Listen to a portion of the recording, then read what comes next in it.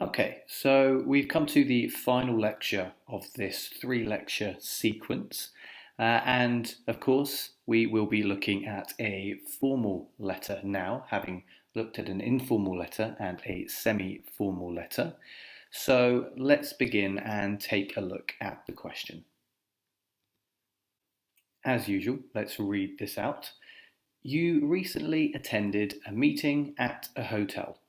When you returned home, you found you had left some important papers at the hotel.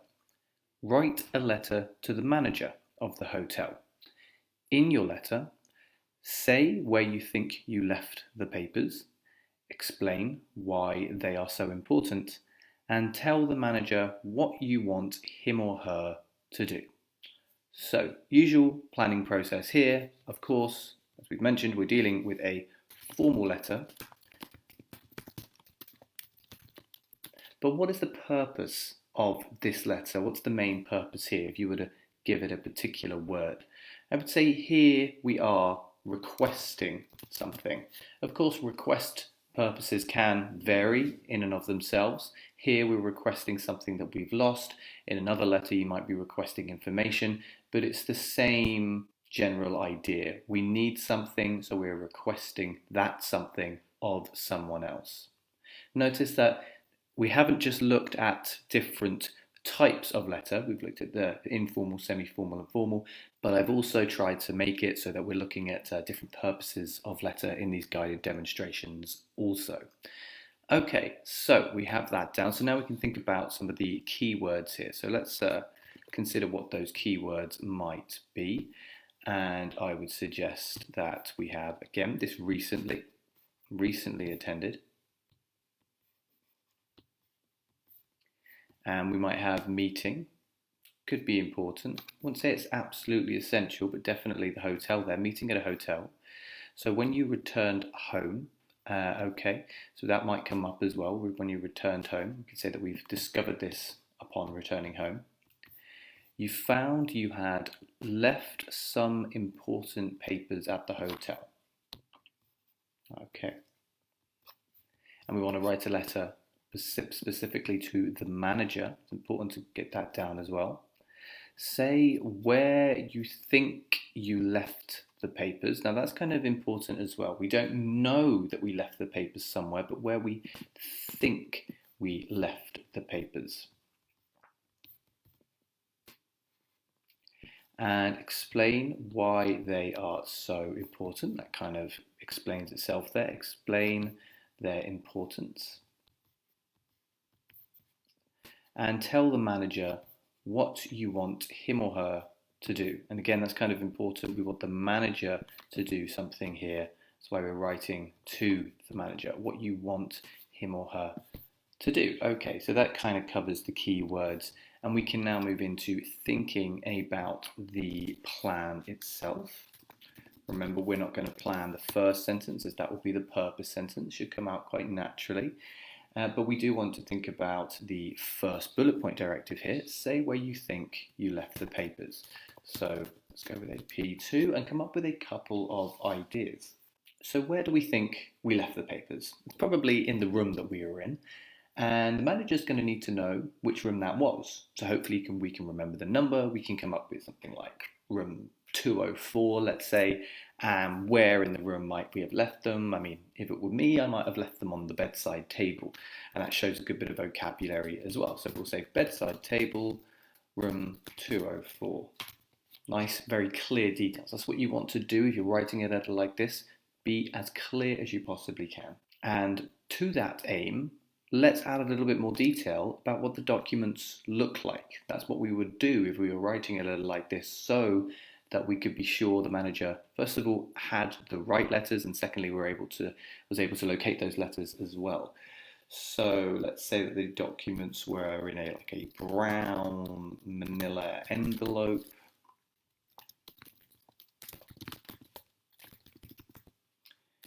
And maybe the envelope has a particular number over the front of it. Maybe it's a case number, we'll say like 40613, something like that. It's a very, very clear, it's unambiguous description.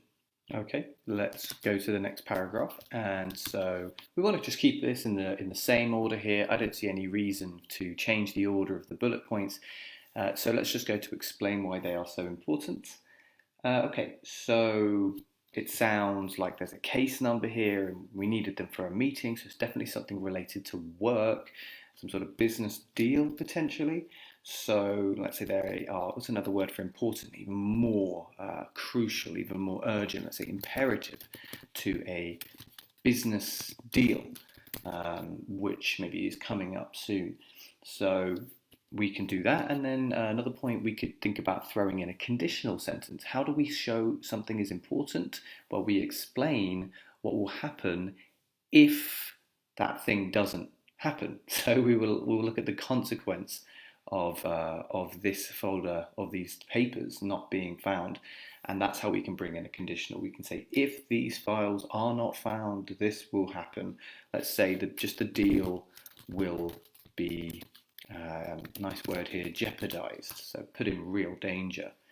Okay, we can move on to the final main paragraph here. Tell the manager what you want him or her to do.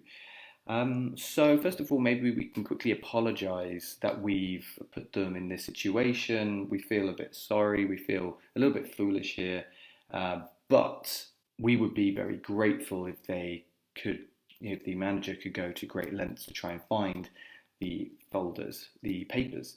So let's say, I regret, da da da da da, but then also grateful if you could take any necessary means is a nice expression. So I'm just going to put in any necessary means. Don't worry. I mean, if you were writing your own plan, again, make sure you abbreviate or just do whatever you can to speed it up a little bit. You don't want to spend too long, as we mentioned in the last lecture as well. And so we're basically just saying what we want him or her to do is just go to great lengths to try to find these papers, do what they can. And if those papers are found, maybe they could send them express delivery because we need them urgently to our address. Okay, so that's pretty much all we want to write here. That's our plan. We can move into the writing of the response. So let's leave the notes on the screen. We're going to start with a dear. Now, last time we went with dear Mark or dear Mark and Amanda.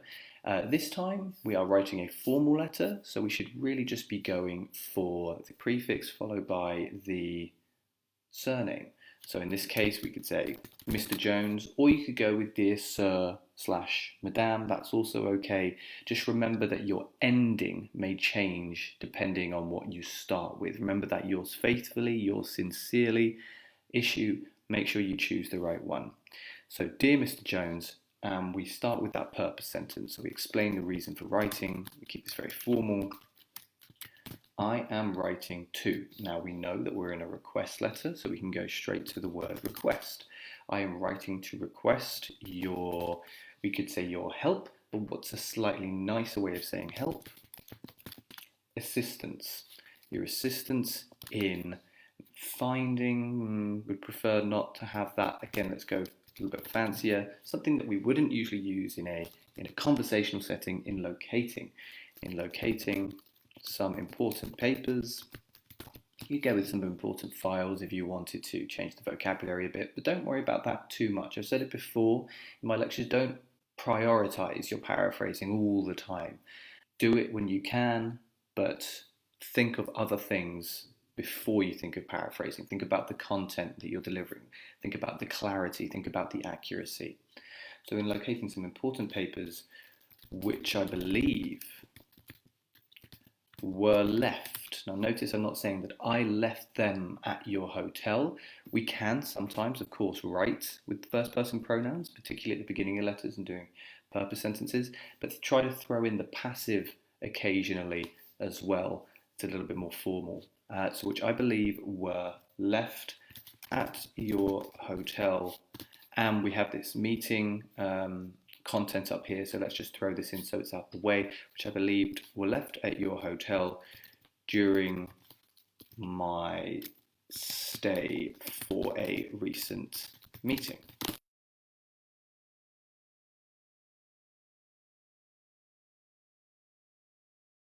It's simple. I am writing to request your assistance in locating some important papers which I believe were left at your hotel during my stay for a recent meeting. Now, notice that this is a defining relative clause here, so there is no comma. You could potentially see it as a non-defining relative clause as well. Sometimes both options exist. However, I am trying to define these papers in as precise a manner as I can. So I find that this part here is essential to the meaning of the important papers. And so I see this more as a defining relative clause rather than a non-defining relative clause. If you're not sure what I'm talking about, I definitely recommend watching the relative clauses lecture in the Task 2 video course. Okay. So let's move on to the first main paragraph here. So we're looking at that first bullet point directive. Remember, we want to stay where we think we left the papers, not where we know we left the papers. So a nice way to start could be something like this. Again, notice immediately moving into that conditional sentence type. If I recall correctly, the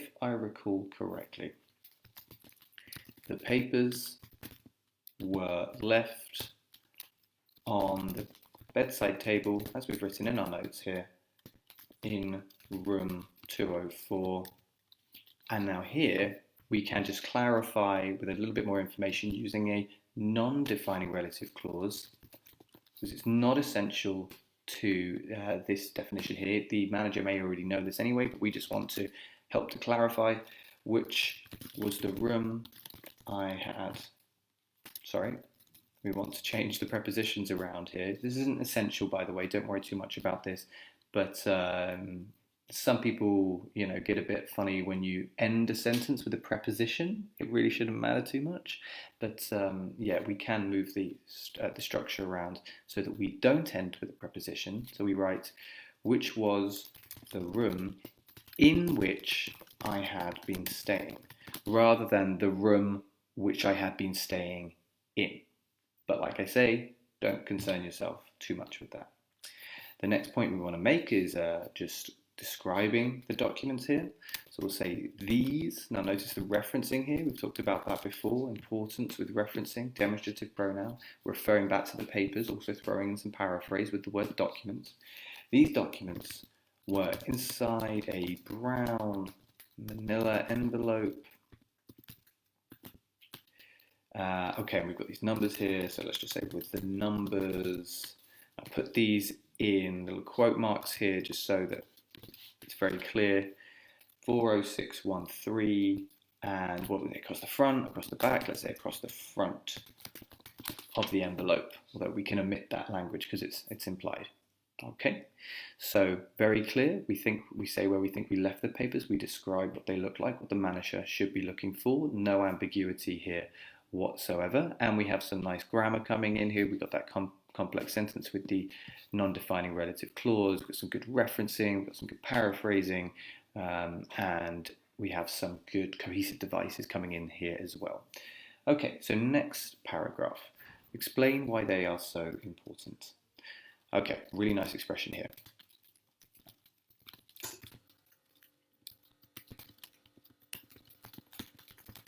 It is of the utmost importance. It is of the utmost importance. It's basically a fancy way of saying it is very important. It is very important, but great for a formal letter. And to express urgency as well.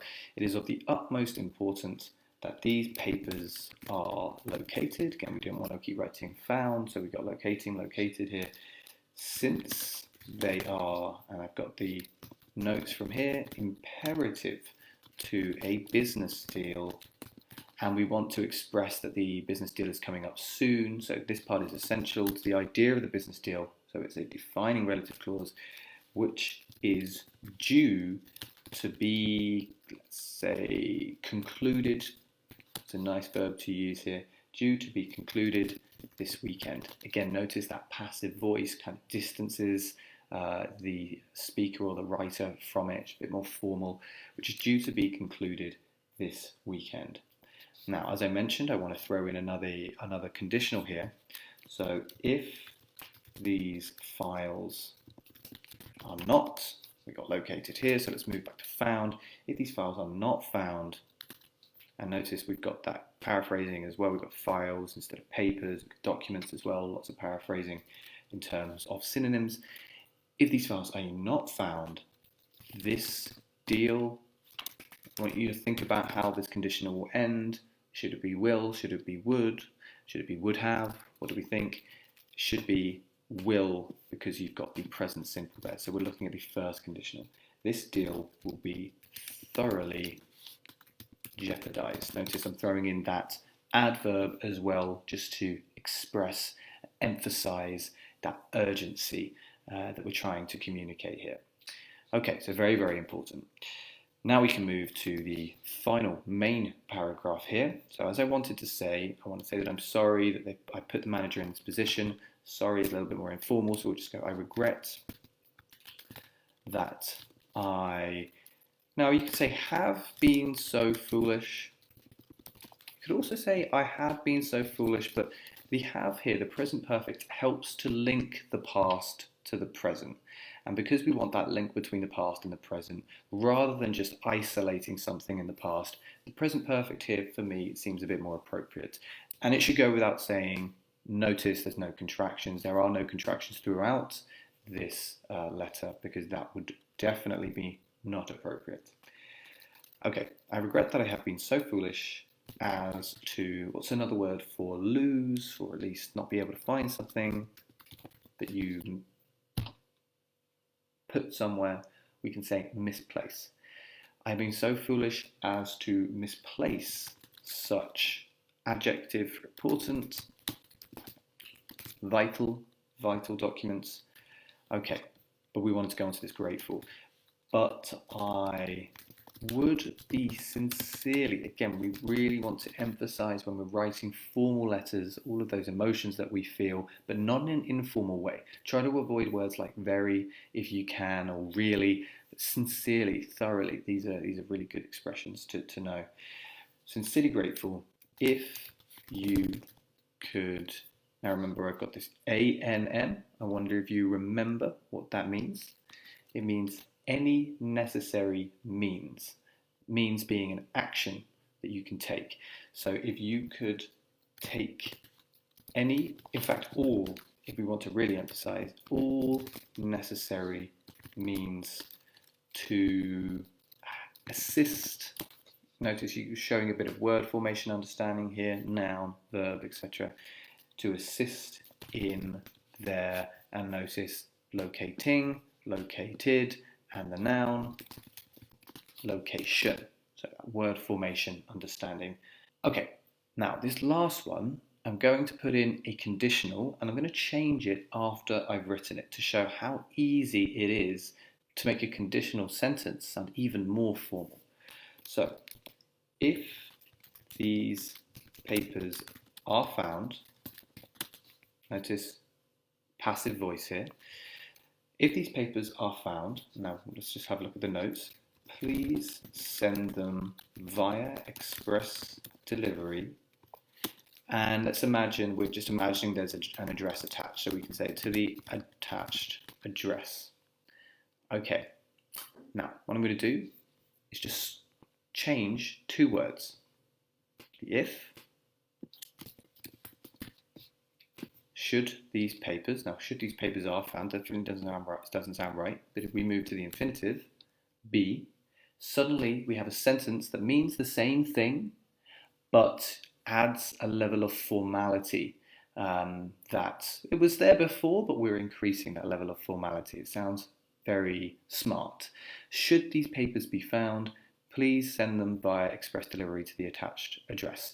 This should here is not being used in the sense of giving advice or obligation, but it's just a fancier way of writing a conditional sentence.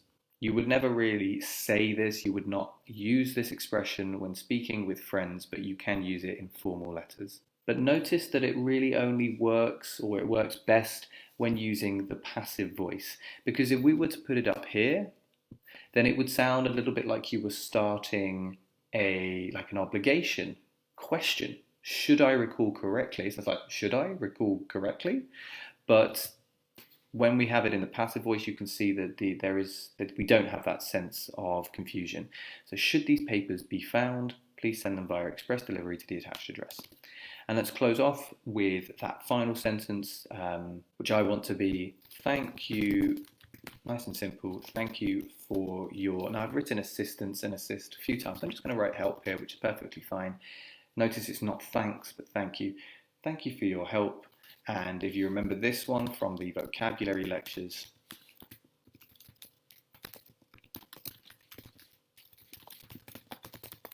having little expressions like that is not a problem. It's pretty typical when writing letters that we do have some set phrases that we come back to. They are, in a sense, memorized. On the whole, I definitely don't advise memorizing expressions, but when it comes to writing letters, there are moments where it is very useful, and this is one of those moments. So thank you for your help. Your swift cooperation is greatly appreciated. And we'll finish with, well, you can tell me, is it yours faithfully or yours sincerely? Well, we know the name of the person to whom we are writing, so it should be sincerely. Yours sincerely. And this time, we do want the full name throughout. Okay, so we add that full name, otherwise it's not appropriate. So make sure you have the full name. We can have a quick check on the word count. We try to avoid the first and last names here. We're 164, great. It's a really nice number. I tend to recommend that we try not to go too far over 10% over the minimum word count, which would be 150 plus 15, which is 165. So I'm quite pleased with that. Okay, and that brings us to a close in the formal letter guided demonstration and all of the guided demonstrations for this course. I hope you found this one useful. You can see here the general level of formality. Hopefully you can see, you can interpret over the past 3 lectures how that formality has started, that very informal conversational vibe, gradually getting a little bit more formal with the semi-formal and then reaching this highest level of formality. Notice the vocabulary, notice the grammar in this final lecture with the formal letter. So now we can move on to the last few lectures of this course, and the next one is going to be just a few extra secrets for success in the IELTS exam.